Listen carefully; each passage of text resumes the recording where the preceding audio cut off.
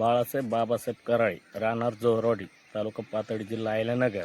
येथून आपण हे झाड कुदळायचे कामं करतो. डाळिंब व संत्रा, मोसंबी, इतर समजा पेरू बिरू असलेले कामं करतो. योग्य दरामध्ये आपल्याकडे कुदळून मिळेल. इथं टेमकर वस्तीवर आता मशीन चालू आहे आपलं. इथलं आता काम चालू आहे.